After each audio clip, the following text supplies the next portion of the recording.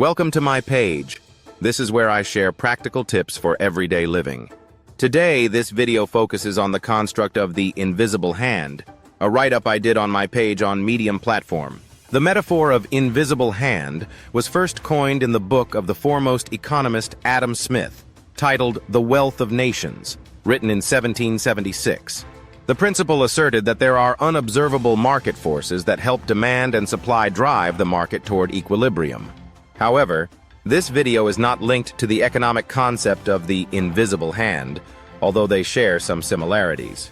There is an invisible force that affects human lives and not just market forces. Have you ever felt disappointed that things didn't work out how you wanted them to, despite giving your 100%? Yes, I have been here several times. Have you also felt surprised that things turned out perfectly for you with the most minor efforts? I have also been in this WhatsApp group a few times, that place of feeling not deserving where you often ask the question, how was I able to do this? Just how? If you name a successful person in any field, there are hundreds, if not thousands of people who have put in the same effort or have identical skill sets and attitudes who haven't had the same success. The assertion that two people with similar skills, upbringing, and environment can have fundamentally different outcomes holds true. I know most of us compare our accomplishments with others to benchmark our relative success. In our benchmark analysis, we often realize some are ahead while some are behind. In some cases, you can rationalize the relative positioning, but in most cases, you can't. In that place of being unable to rationalize, it's the invisible hand at work. I am a scholar and a PhD holder, and I know that assertions need to be scientifically proven. I will raise my hands and say I have little evidence to prove this claim logically. If you really think all you have ever accomplished is due to your efforts, then you need to think again. Let me start here. You simply do not have 100% control over your life. There are so many things you don't and can't control. The art of sleeping and waking every day is a big testimony.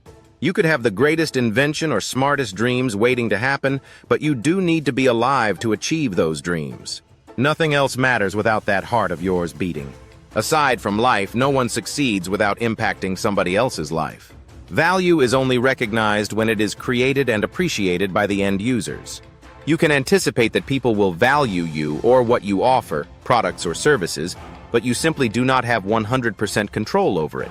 We are relational beings, and our interaction with the world is simply uncontrollable most of the times. In my personal experiences, I have seen the invisible hand play out many times. A hand that, though not seen, can be felt. An invisible hand that is bigger than any visible hand. A calming and comforting hand. It's always outstretched and waiting for a connection. It sometimes chooses to lift and sometimes takes down from a high place. It is a hand that can skip the human queue and place the person who is last in the queue at the front of the queue. It's the same hand that can create multiple queues. It's a hand that can stop and harm or danger from happening. To think that it's non-existent is just a shallowness of our mind.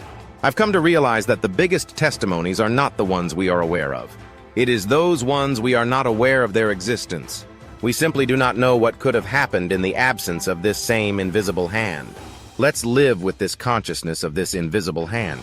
This does not excuse efforts. It only gives us perspectives, especially when things happen better than planned or worse than anticipated. I will close with this erudite quote from the Book of Life. The fastest runner doesn't always win the race, and the strongest warrior doesn't always win the battle.